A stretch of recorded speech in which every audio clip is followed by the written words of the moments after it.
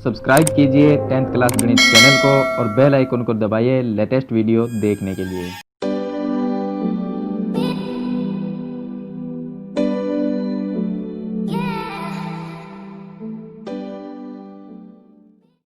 Hello students, आज इस video में हम 16.2 जो एक्सरसाइज है उसके उदाहरण दिए गए हमें उनको इस वीडियो में हम सरल करेंगे। तो आप वीडियो को लाइक कर दीजिए और चैनल को सब्सक्राइब कर लीजिए।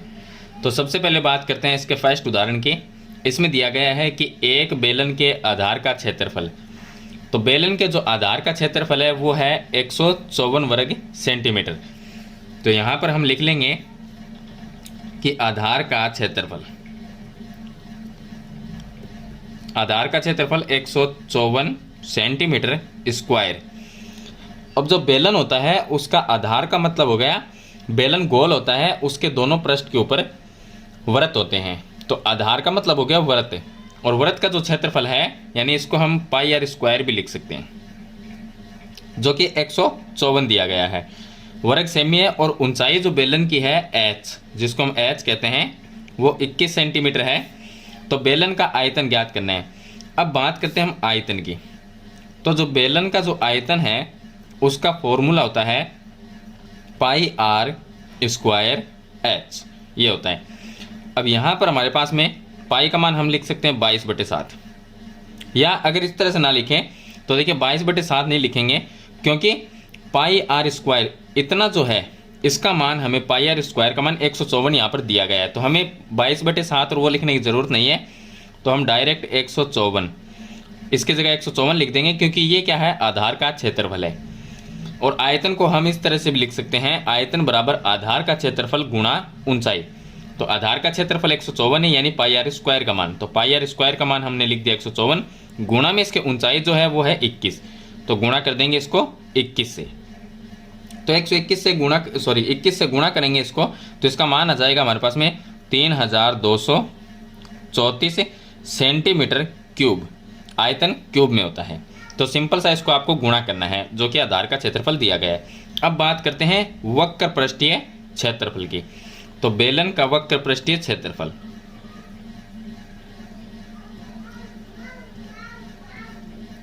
वक्र पृष्ठीय जो क्षेत्रफल है उसका फॉर्मूला आता है 2πRh।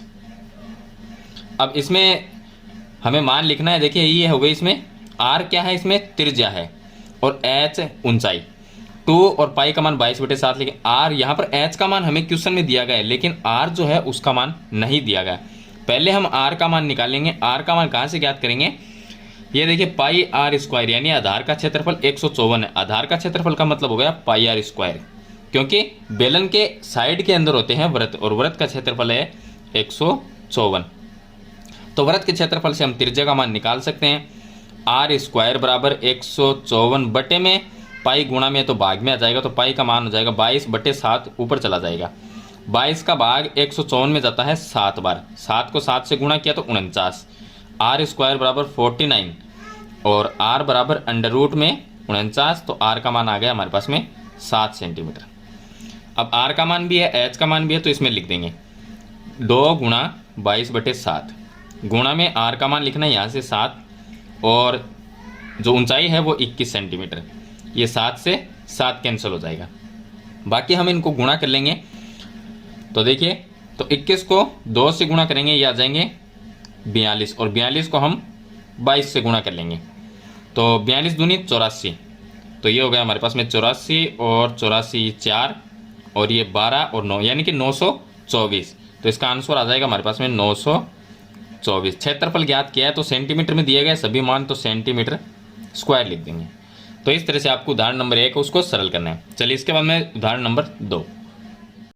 उदाहरण नंबर 2 में देखिए, बेलन की ऊंचाई 11 सेंटीमीटर, यानी कि h का मान दिया गया 11 सेंटीमीटर, और वक्र पृष्ठीय क्षेत्रफल, बेलन का जो वक्र पृष्ठ होता है उसका फॉर्मूला होता है 2πRh, जो कि हमें दिया गया 968 सेंटीमीटर स्क्वायर। तो बेलन की त्रिज्या ज्ञात करनी है। चलिए यहाँ से डायरेक्ट त्रिज्या ज्ञात करते हैं, सिंपल क्वेश्चन है। यहाँ पर त्रिज्या ज्ञात करने, आर को यहीं पर रखेंगे, बाकी सब दूसरी साइड में। तो आर हमने यहाँ पर रख लिया, इस साइड में 968, 2 पाई और एच इसके बट्टे में आ जाएगा। अब देखिए ये हो जाएगा 968 बटे 2 की जगह 2, पाई का मान 22/7 ऊपर चला जाएगा, और गुणा में जो h है उसका मान यहाँ पर 11 दिया गया। अब इसको हम सरल कर लेंगे। तो सबसे पहले हम 11 का अगर इसमें भाग दें तो इसमें भाग जाएगा, देखिए 11 8 88, और पीछे रह जाएगा हमारे पास में 8, फिर 88 में 11 का भाग 8 बार, और 22 का भाग इसमें जाएगा 4 बार, फिर 2 का भाग इसमें जाएगा 2 बार, और 7 और 2 को गुणा कर देंगे तो 7 दूनी 14, यानी कि 14 सेंटीमीटर हमारे पास में बेलन की त्रिज्या आ जाएगी। तो ये होगा उदाहरण नंबर 2। इसके बाद में शुरू करते हैं उदाहरण नंबर 3। उदाहरण नंबर 3 में देखिए, यदि एक बेलन का आयतन दिया गया है। अब जो बेलन का आयतन है उसका फॉर्मूला होता है πr²h। तो यहाँ पर हम लिख देंगे बेलन का आयतन। बेलन का जो आयतन है वो हमें दिया गया 448 पाई सेंटीमीटर क्यूब, ये दिया गया है, और ऊंचाई यहाँ पर 7 सेंटीमीटर। तो बेलन की जो ऊंचाई है h का मान 7 सेंटीमीटर। बेलन का 5/7 पृष्ठीय क्षेत्रफल का, देखिए 5/7 पृष्ठीय जो क्षेत्रफल होता है वो होता है बेलन का वक्र पृष्ठीय क्षेत्रफल। तो यहाँ पर हम ज्ञात करेंगे, इसको 5/7 पृष्ठीय क्षेत्रफल लिखेंगे। चलिए, तो ये हो गया हमारे पास में 5/7 पृष्ठीय क्षेत्रफल, जिसका फॉर्मूला होता है 2πrh, यानी कि वक्र पृष्ठीय क्षेत्रफल। इसमें हमें r का और h का मान यहाँ पर क्वेश्चन में दिया गया है, तो h का मान दिया गया है, r का मान नहीं है। पहले हम त्रिज्या ज्ञात करेंगे। त्रिज्या ज्ञात करेंगे यहाँ से, बेलन का जो आयतन है वो दिया गया है, तो आयतन का जो फॉर्मूला होता है वो होता है πr²h बराबर 448 पाई। पाई से पाई कैंसिल हो जाएगा, h जो r² है इसको यहीं पर रखेंगे क्योंकि हमें त्रिज्या ज्ञात करनी है, और ये हो गया 448।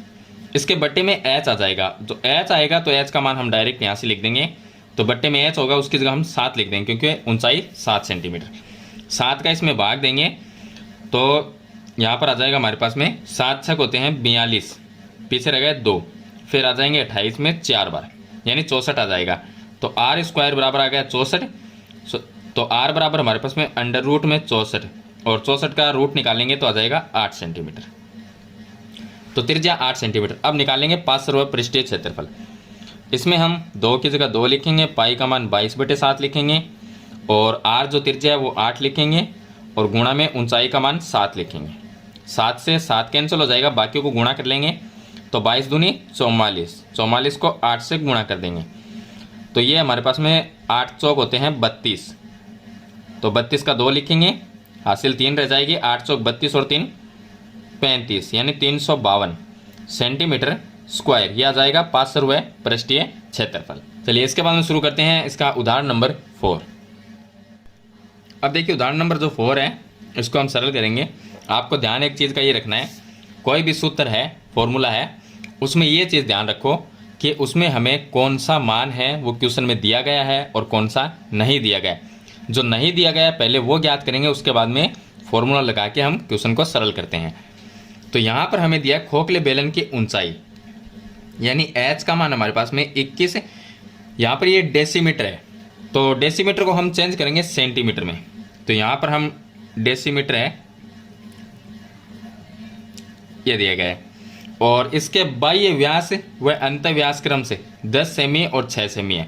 तो जो बड़ा व्यास है, जो बड़ा बेलन यानी बाहर का होगा, बेलन क्या है खोखला, यानी कि बेलन खोखला है, इसका मतलब ये हो गया कि बाहर का व्यास है वो बड़ा लेंगे और अंदर वाला व्यास छोटा लेंगे, यानी इसको R1 मानेंगे, इसको R2 मानेंगे।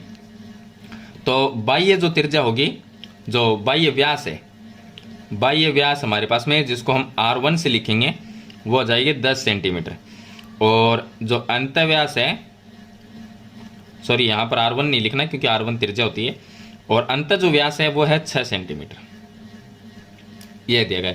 तो हमारे पास में यहाँ पर हम लिख सकते हैं बाह्य त्रिज्या, बाह्य जो त्रिज्या है R1 वो इसकी आधी 10 की आधी हो जाएगी 5 सेंटीमीटर, और अंत जो त्रिज्या है उसको R2 से लिखेंगे, इसके 6 की आधी हो जाएगी 3 सेंटीमीटर।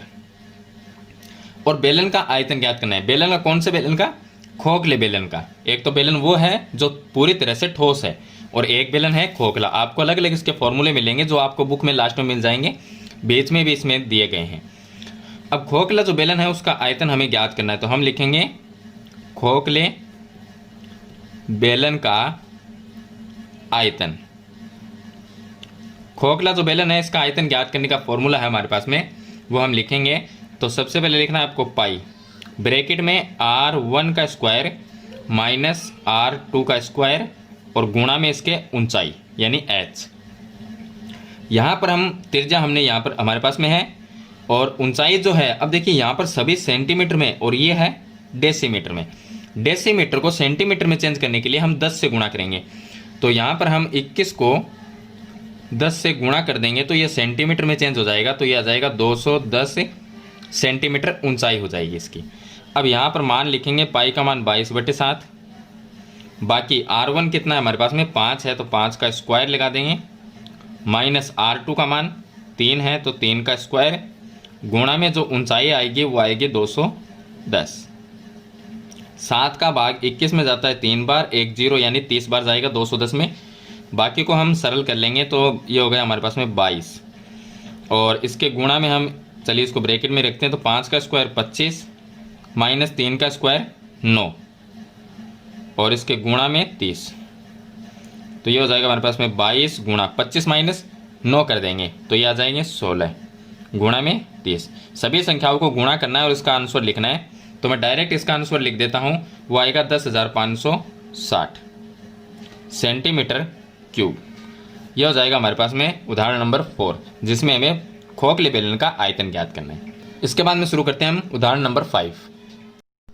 अब देखिए उदाहरण नंबर जो 5 है इसमें दिया गया एक बेलन की त्रिज्या और ऊंचाई दोनों का अनुपात 1:3 दिया गया है। तो त्रिज्या और ऊंचाई का अनुपात 1:3 है, तो हम मानेंगे कि बेलन की त्रिज्या व ऊंचाई इसका अनुपात 1:3 दिया गया, तो हम इसको मान लेंगे 1:3 है।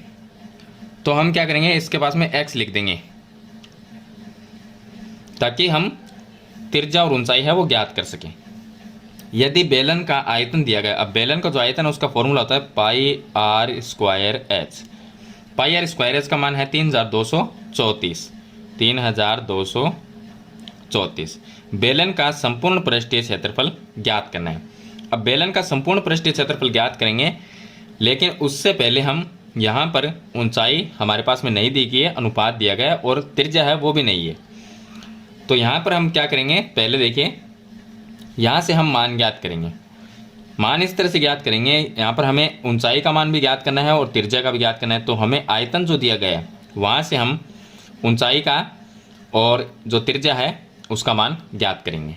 तो देखिए यहाँ पर हम सभी के पाई की जगह लिखेंगे 22/7 गुणा में आर जो त्रिज्या है। देखिए यहाँ पर बेलन की जो त्रिज्या है वो ये है, क्योंकि हमने इसके पास में x लिख दिया तो 1x, और ऊंचाई है वो हमने 3x मान ली। तो त्रिज्या जो है उसकी जगह तो हम लिखेंगे 1x, तो ये 1x का मतलब x स्क्वायर लगा हुआ है तो डबल आएगा। फिर गुणा में ऊंचाई है वो लिखेंगे 3x और बराबर में लिखना है आपको 3234। इसको सरल कर लेंगे तो देखिए यहाँ पर 3x into x into x, तो ये 3x क्यूब हो जाएगा और 22/7 है वो गुणा में तो भाग में चला जाएगा। तो बराबर में हम लिखेंगे 3234। 22/7 इसके नीचे आएगा तो 22/7 है वो ऊपर चला जाएगा।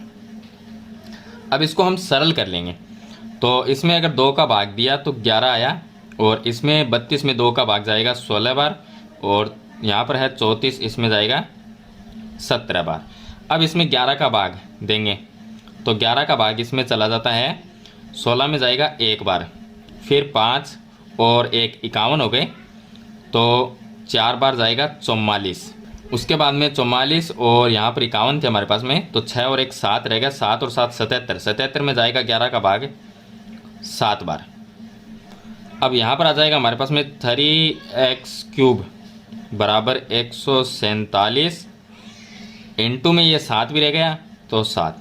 यहाँ से अगर 3 को हटा दिया जाए तो गुणा में इसके भाग में, अब इसमें फिर से हम भाग देंगे तो 3 का भाग इसमें दे सक 14 में है वो जाएगा 4 बार, 12 हो गए उसके बाद में यहाँ पर 27 में गया 9 बार, तो 49 इंटू 7 रह गया।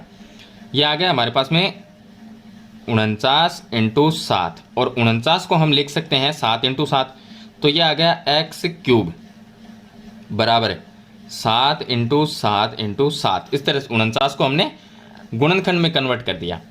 अब देखिए अगर इसको हम घनमूल निकालें तो ये हो गया x, यहाँ पर लगेगा 3 अंडर रूट में 7 इंटू 7 इंटू 7। तो वर्गमूल होता है उसमें हम 2 अक्षर एक जैसे होते हैं उनमें से एक बाहर लेते हैं, और घनमूल में 3 अक्षर में से एक अक्षर बाहर लेते हैं। तो तीनों ही सेम है, तो हम 7 को बाहर निकाल लिए। x का मान आ गया 7, यहाँ पर हमने x रखा था और यहाँ पर भी x है। x का मान 7 आया। 7 अगर हम यहाँ पर रखते हैं, 7 को 1 से गुणा किया तो त्रिज्या तो आ गई, 7 को 1 से गुणा करने पर 7 सेंटीमीटर। और ऊंचाई कितनी है, h का मान 3x, 3 इंटू एक्स की जगह 7 यहाँ से रखेंगे तो 7 3 21 सेंटीमीटर की आ गई ऊंचाई। अब हमें संपूर्ण पृष्ठीय क्षेत्रफल है वो ज्ञात करेंगे। तो यहाँ पर हम लिखेंगे बेलन का संपूर्ण पृष्ठीय क्षेत्रफल, जिसका फॉर्मूला होता है 2 पाई r, ब्रैकेट में लिखना है h प्लस r। अब बेलन का जो संपूर्ण पृष्ठ उसमें आ जाता है, वक्र पृष्ठ भी आ जाता है, और साथ में बेलन के जो साइड में 2 वृत्त होते हैं वो भी आ जाएंगे। तो इस तरह से फॉर्मूला बनता है 2 पाई r और ब्रैकेट में h प्लस r। चलिए यहाँ पर हम 2 की जगह 2 लिखेंगे, गुणा पाई का मान लिखेंगे 22/7, गुणा में r जो त्रिज्या है वो 7 है, यहाँ पर 7 लिख देंगे, h का मान लिखेंगे 21 और प्लस में त्रिज्या है 7। 7 से ये 7 कैंसिल हो गया, तो 2 गुणा 22 गुणा में 21 और 7 ये हो जाएंगे 28। तीनों संख्याओं को गुणा कर देंगे। तो चलिए मैं इसका आंसर डायरेक्ट लिख देता हूँ। इसका आंसर जो आएगा हमारे पास में 1232 सेंटीमीटर स्क्वायर, क्योंकि यहाँ पर जो मान दिए गए हैं वो सेंटीमीटर में दिया गया है, तो यहाँ पर भी हम सेंटीमीटर स्क्वायर लिख देंगे क्योंकि हमने क्षेत्रफल ज्ञात किया है। तो 1232 सेंटीमीटर स्क्वायर है वो बेलन का संपूर्ण पृष्ठीय क्षेत्रफल हो जाएगा। चलिए इसके बाद में हम लास्ट एग्जाम्पल है इसका, एग्जाम्पल नंबर 6। एग्जाम्पल नंबर 6 में देखिए दिया गया है कि एक रोलर की लंबाई 2 मीटर है। तो रोलर है उसकी जो लंबाई दी गई हमें 2 मीटर। अब जो रोलर होता है वो अगर हम इस तरह से माने रोलर को, तो ये एक जमीन पे रखा हुआ बेलन है। अगर इसको हम इस तरह से माने तो ये एक खड़ा बेलन है। अब रोलर का जो टायर है वो है तो एक बेलन की तरह ही। अब ये बेलन है तो बेलन में ये ऊंचाई हो गई, और इस तरह से अगर बेलन रखा हुआ है यानी रोलर का टायर है तो ये ऊंचाई हो गई। और ये साइड में जो होते हैं वो दोनों क्या होते हैं, वृत्त होते हैं। तो इसमें ऊपर नीचे हो गए और इसमें साइड में हो गए। बात एक ही है कि दोनों ही बेलन है। जो रोलर का टायर है वो क्या है, बेलन। अब ये रोलर का जो टायर है इसकी ये लंबाई इस ऊंचाई के बराबर होगी, क्योंकि इसको खड़ा कर दिया जाए तो ये बेलन की ऊंचाई बनती है। तो यहाँ पर इसको हम h भी लिख सकते हैं, यानी कि बेलन की ऊंचाई। और बेलन का जो व्यास है तो ये नीचे ऊपर और नीचे बेलन के क्या होते हैं, वृत्त। वृत्त है तो उनका व्यास दिया गया है, यानी 2r। व्यास को हम 2r भी लिख सकते हैं। तो व्यास हमें दिया गया है 1.4 मीटर। तो त्रिज्या जो है इसमें हम भाग दे देंगे 2 का, तो ये आ जाएगा हमारे पास में 0.7 मीटर, यानी 14 की आधी कितनी होगी, 7, लेकिन पॉइंट लगा हुआ है तो 0.7। ज्ञात कीजिए 5 चक्कर लगाने में रोलर कितना समतल करेगा। 5 चक्कर का हमें ज्ञात करना है। अब देखिए जब ये बेलन है यानी ये रोलर का टायर, ये एक चक्कर में कितना करेगा। अब देखिए जो ये साइड में जो वृत्त है उससे तो हमें कोई मतलब नहीं है, क्योंकि ये जमीन को समतल नहीं करते। समतल करने वाला भाग ये है जो इसका वक्र पृष्ठ होता है। तो जो वक्र पृष्ठ हमारे पास में बेलन का, उसको हम फॉर्मूला लिखेंगे और उसको सरल करेंगे, क्योंकि रोलर है जब वो रोलिंग करता है यानी उसका टायर जब चलता है तो वो कहाँ से समतल होता है, इसके वक्र पृष्ठ है वो चलता है। इसके वृत्त जो है वो साइड में ही रहते हैं, उसका कोई भी इसमें रोल नहीं है। जो इसका वक्र पृष्ठ है वो घूमता है और जो जमीन है उसको समतल करता है। तो ये बेलन है, जो बेलन है उसका वक्र पृष्ठ का इसमें फॉर्मूला लगाएंगे। तो हम लिखेंगे बेलन का वक्र पृष्ठीय क्षेत्रफल। अब देखिए इसमें 5 चक्कर का दिया गया, 5 चक्कर का हम लास्ट में निकालेंगे, पहले एक चक्कर का। एक चक्कर का मतलब हो गया इसके वक्र पृष्ठ के बराबर, यानी इसका जो वक्र पृष्ठ है उसके बराबर हो गया। तो वक्र पृष्ठ का फॉर्मूला था 2πRh, ये लगा दिया, यानी कि एक चक्कर का हो गया। इसको पहले हम सरल कर लेंगे, तो 2 की जगह 2, पाई का मान 22/7 और r जो त्रिज्या है वो 0.7 है और गुणा में ऊंचाई जो है वो हमारे, यानी कि रोलर की लंबाई है वो ऊंचाई के बराबर है 2 मीटर। अब मीटर जो इसमें सॉरी हाँ मीटर है, तो ये 2 आ जाएगा।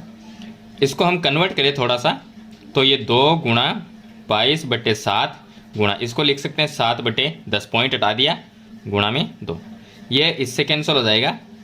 और यहाँ पर 2 है, उसका हम इसमें अगर भाग दें या अगर भाग ना दें तो इस तरह से देखिए 22 दूनी 44, 44 दूनी 88, तो 88/10, 10 का इसमें भाग देंगे तो 8.8 मीटर स्क्वायर, यानी एक चक्कर में समतल किया इसने 8.8 मीटर स्क्वायर का क्षेत्रफल।